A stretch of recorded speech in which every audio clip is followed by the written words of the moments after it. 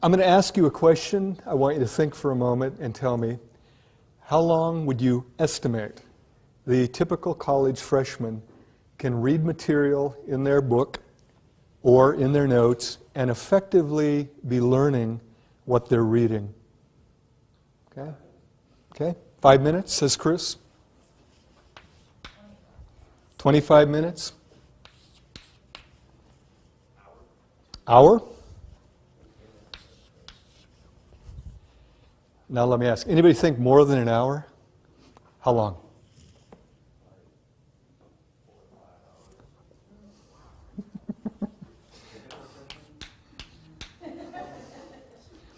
By the way, I had a guy, last time I did this, he said, oh, I can do it about 6 hours. And I just, well, then I found out he is a medical resident, just finished medical school.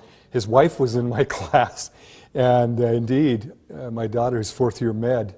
Oh yeah, 4 or 5 hours, but that's not typical, I can tell you, okay? Anybody less than 5 minutes?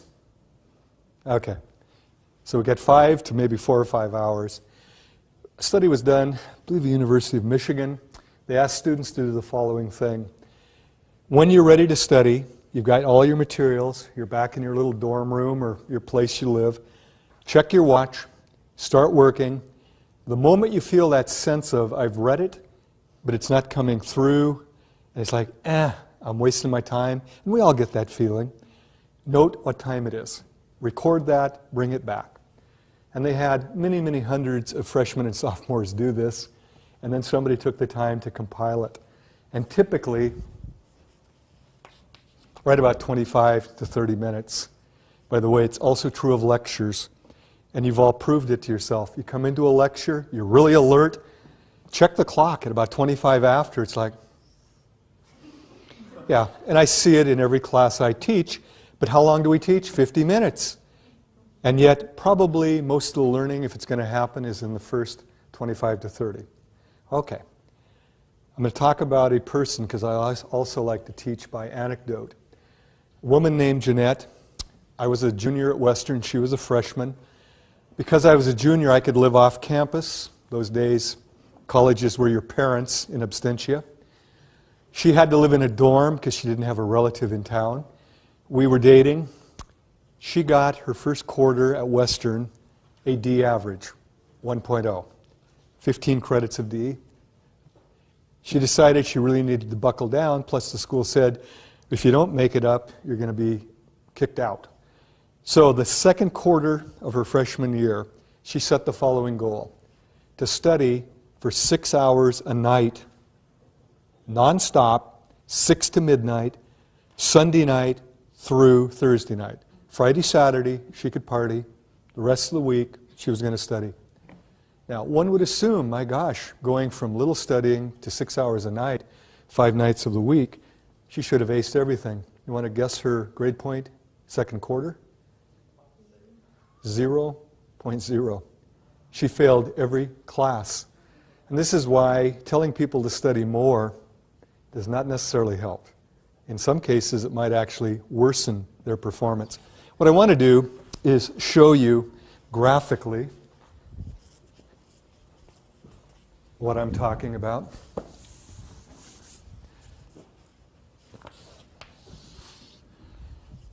Let's say this is efficient studying, and I know there are no numbers there, but higher means more efficient, lower means low or no efficiency. And this axis, we're looking at time. Here's what happens for the average student. For her, 6 o'clock in the evening, after her supper at the residency dining hall, she plopped herself down at her little study area and started studying. But here's what happened. By about 6:30, she was in a major slump. But what was her goal? To study 6 hours. So she continued to sit at her little desk and stare at pages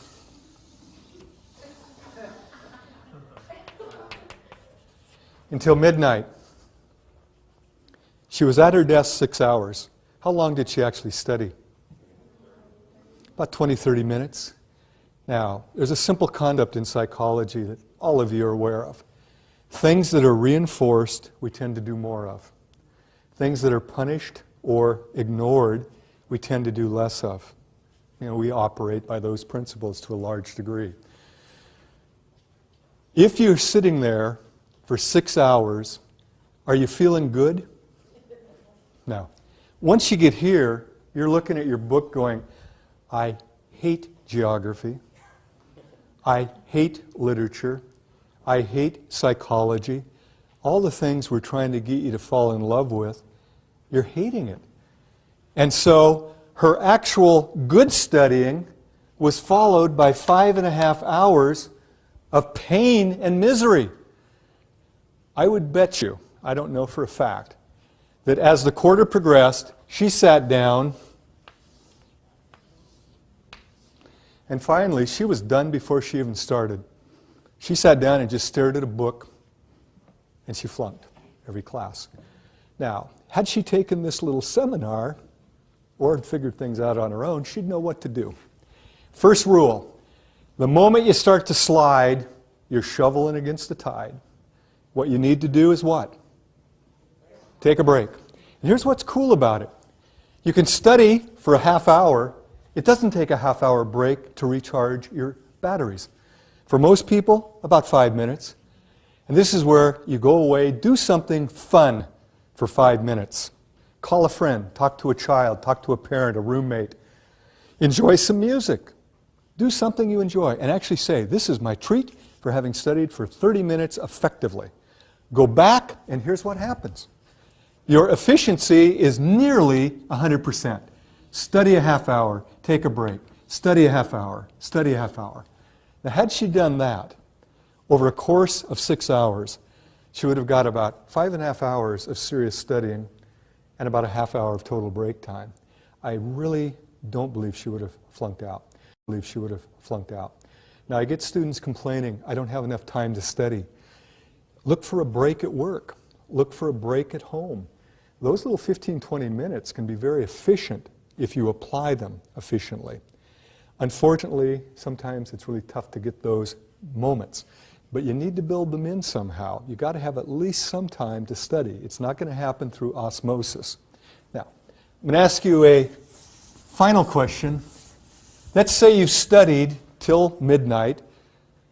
What do you want to do after your last study 20, 30 minutes? No, not yet. You want to give yourself a big treat, okay? Whenever your studying time is done, plan something special. Now, for most women, especially with kids, it's a Calgon bath with candles and the bathroom door locked and the statement, if you bother me, I will take your head off. This is where guys go, what? Yeah, moms have no privacy. Kids walk in while you're using the toilet, while you're in the tub. They'll bring their friends with them, won't they? Dads don't put up with that. When dads are in the bathroom, it's lock the door, tough luck, go elsewhere. For you guys, I'll give you mine. This is politically incorrect. I liked beer, okay? My goal was to knock out all my studying, go to the Iron Bull Tavern in Bellingham, knock down a couple beers for my treat. Now my buddies, they'd say, Lobdell, how are you getting straight A's? Well, I'd studied starting at about 3 in the afternoon. By 9 o'clock at night, when pictures went on cheap, I'd done all my studying. I went in and enjoyed my beer. These yahoos started drinking in the afternoon, then went to the tavern, planning to go home and study. You know that's not going to happen, okay? You're not going to study, and even if you do what's called state-dependent memory, you'll typically only remember if you're intoxicated. And I don't recommend getting drunk before a test. It's kind of a stupid thing. If you plan your day right, you can have those little study breaks, but the coolest part is this. Because you're now reinforcing it with those little breaks and something fun, you extend it. And you'll find you can go 30, 40, 50, an hour and a half. And this is training. Those of you who go on to advanced degrees, you're going to have to study incredible lengths of time without taking a break, because you've got to get it done, like my daughter in med school. It's just amazing. I've told her I couldn't do it now. Or actually, I wouldn't do it. You're training yourself, and if you do it right, it becomes progressively easier. Okay, next right, it becomes progressively easier. Okay, next question. How many of you have a true study or library in your place of residence? Okay. Two? Two of you, if I'm seeing correctly. I've always envied that. A quiet place to actually do reading or studying, okay? I'm going to make a prediction. Many of you study in your bedroom. Okay? How many of you study in your bedroom? We'll raise high so everybody can see. That's where I studied a lot, especially when I did go to community college. If you don't study in your bedroom, I bet some of you study at the dining room table / kitchen table or bar. How many study at the dining, kitchen, bar? Okay. Now if you don't study in those two places and you don't have a study or library, you study in the family room, rec room, living room, the place where your TV and stereo is, your couch, your easy chair. How many of you study there? Okay. Now, some of you might actually drive to a school or library. Any of you do that? Go to a, okay, a few of you do. I still remember living at home, going to Highline Community College. My folks bought me a little desk. I still have it, okay? Little desk, and I'd come home, because I did work then at Albertsons. Typically we got off at 9, get home about 10. And I'd start studying. I still remember reading Billy Budd, okay, Melville. And I'm sitting there studying, and my eyes are just, And then the bed started calling to me. Marty, come lie upon me. Now, those of you who've studied the Greek, the idea of the sirens calling sailors to the rocks, oh, it's real.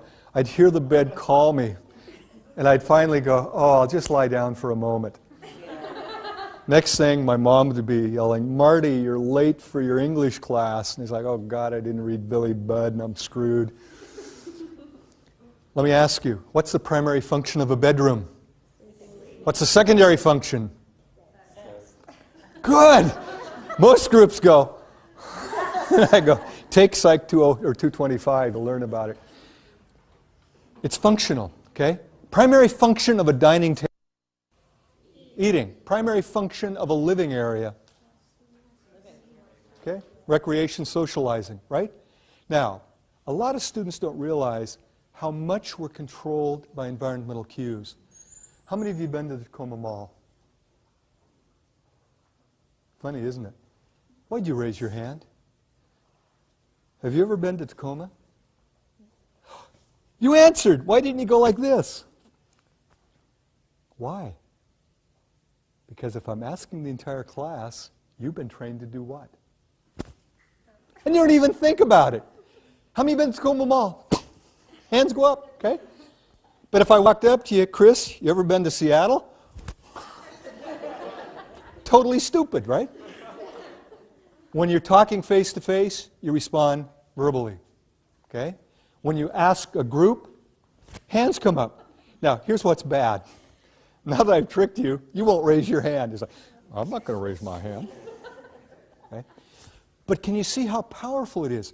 Without thinking, because we're in a classroom, how many have been to Tacoma Mall? Hands shoot up. Same is true of going in your bedroom and trying to study. You're in the bedroom.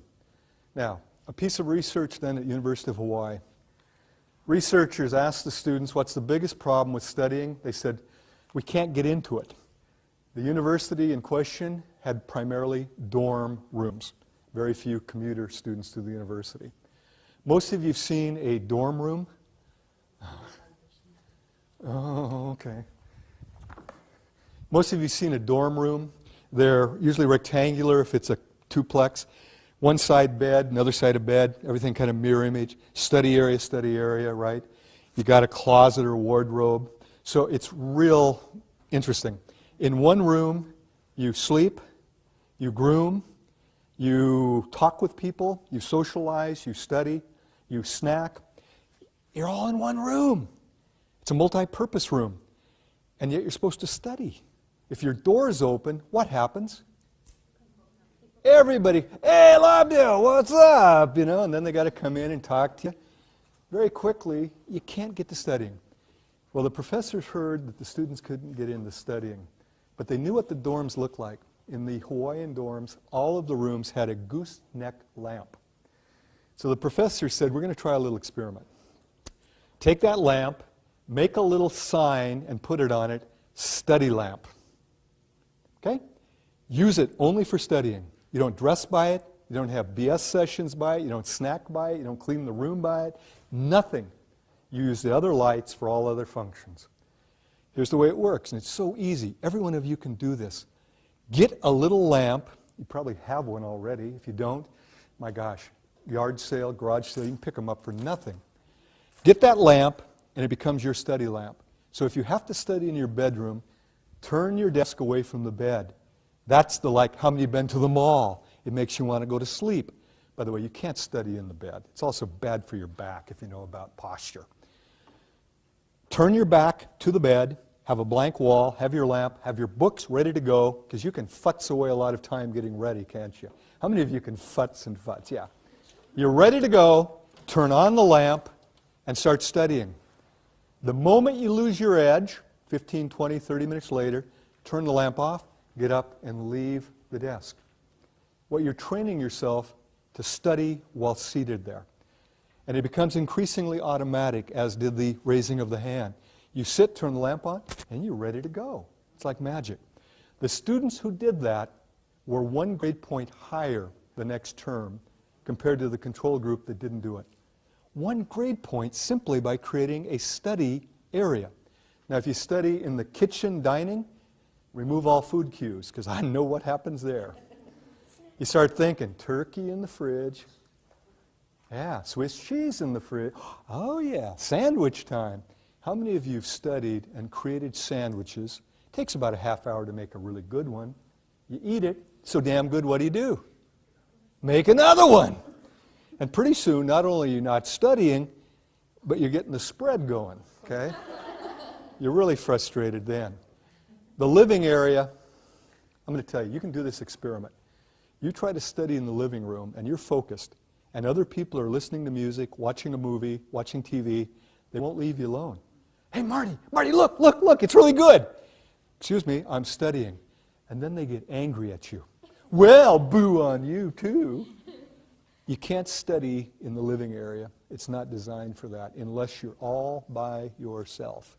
And you turn off the TV, turn down the stereo so it's truly background. If you're singing along to your favorite song, you're not studying. You're singing along to a song. Your brain has to be focused to be really studying, not time sharing back and forth between singing and studying. So living areas, very tough to create. But if that's where you have to do it, you bring a little study lamp in, everything else off, turn on your study lamp, and create a study there. Are you getting the idea? Now, I'm going to go through a lot of suggestions. Break it up into small chunks, reinforce it, simple to do. Create a study area, simple to do. And you'll be amazed if you take these ideas and do them. I'm going to make a challenge to all of you. It's so easy to sit through a presentation, say, yeah, it sounds good, and then walk away and do nothing.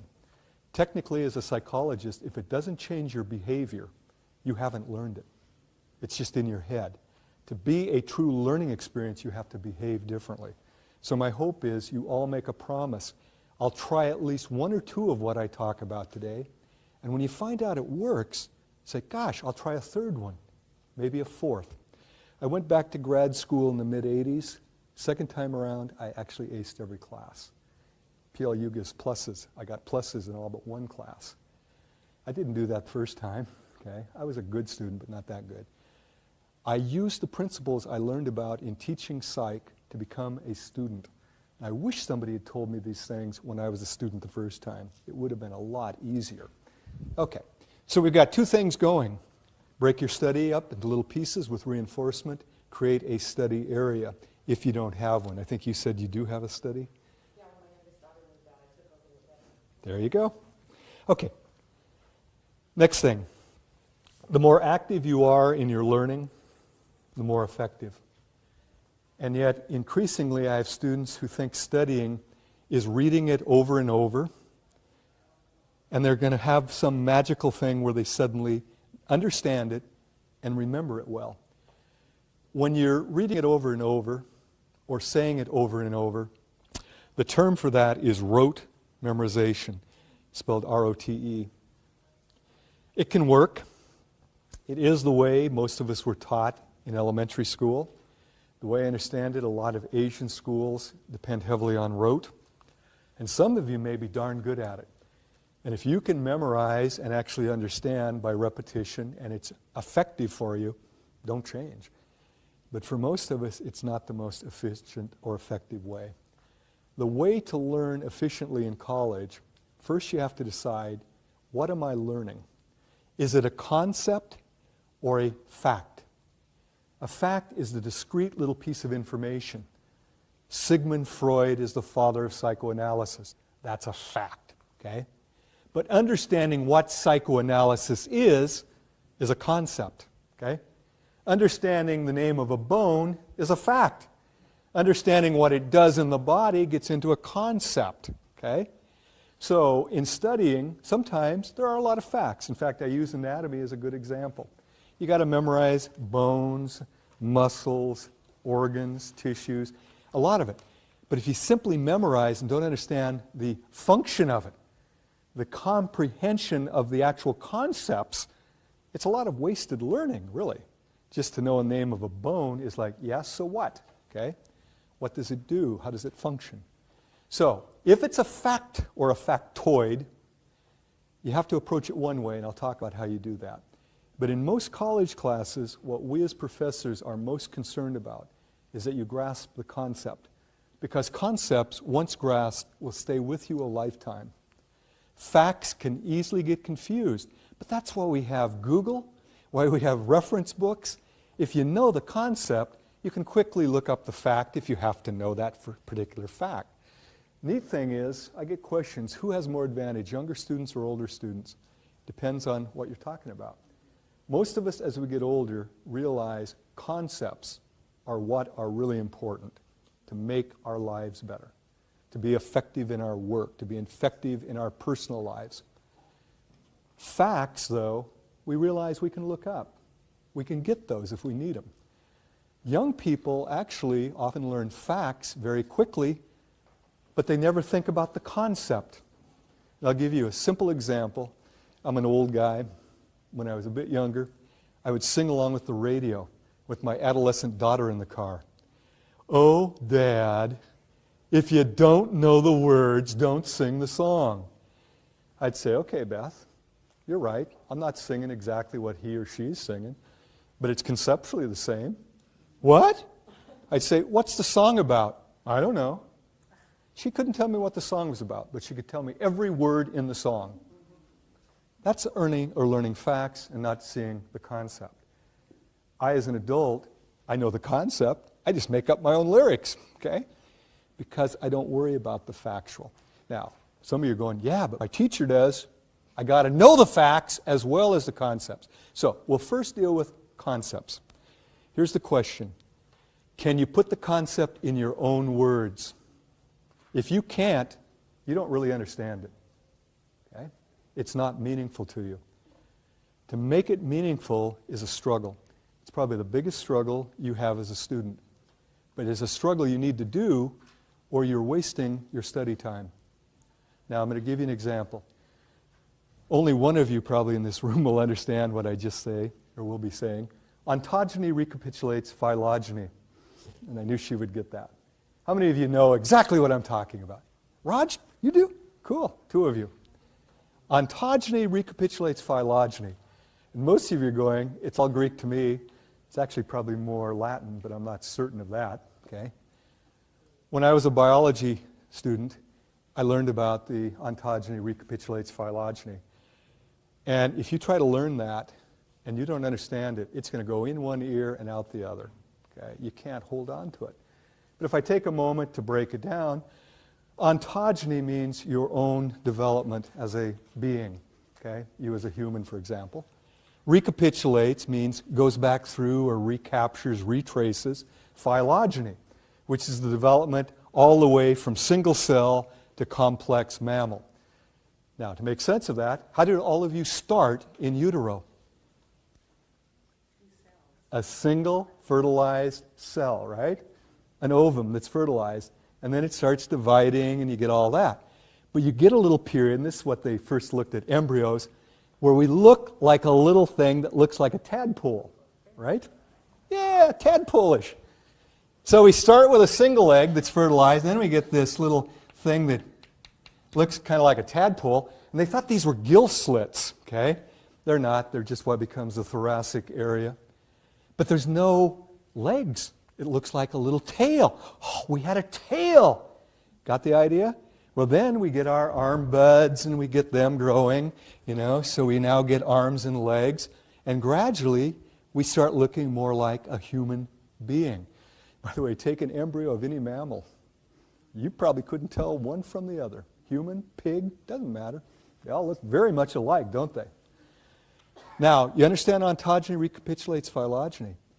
But if an instructor doesn't take the time to tell you that, and you just read it and go, whatever, I'll memorize it, you will forget it about as quickly as you can get through it. I'm not going to prove this. You all get to do a little memory task. Got to find the right... Here we go. I'm going to read to you 13 letters from our alphabet. You all know the alphabet, right? Should be meaningful. As soon as I finish, I want you to say them back to me in the same sequence that I give them to you. So I'll say them and then I'll go like that. Just say them back.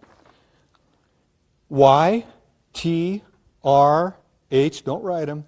A, U, S, P, D, P, A, Y, H.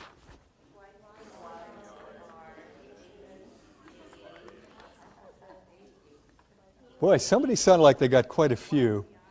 But did any of you get all 13? By the way, the fact that you took notes is a good thing. It's one of the best things to help you remember. And I sit in front of classes where they just go, for 50 minutes I'm giving them wisdom, and they're not taking a damn note. And then they wonder why they don't remember. You can't remember everything in a lecture. I'm going to rearrange the letters a little bit, see if you do any better. H, A, P, P, Y, T, H, U, R, S, D, A, Y. The letters in sequence. Whoosh, letters.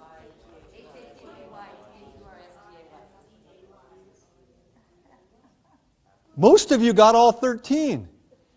And you thought coming to this lecture you might gain nothing. I've just taken your short-term memory span, which is usually 5 to about 9 letters, and expanded it to 13. Can you give them again? What are they? Damn, you're good. Or I'm good. Now, obviously, it was a little easier. Those were the same 13 letters. Same ones. If you're studying anything conceptual, and you're trying to memorize it, it's like Y, T, R. It doesn't make any sense. It's in one eye, out the other. If it's out loud, one ear, out the other. But if you take the time to discover the meaning in it, suddenly it clicks. And I could probably ask you next week, what were those 13 letters? And most of you tell me. At the end of the quarter, I could ask you. Most of you could tell me. You might be confused. Was it Happy Wednesday or Thursday? But you'd guess probably Thursday.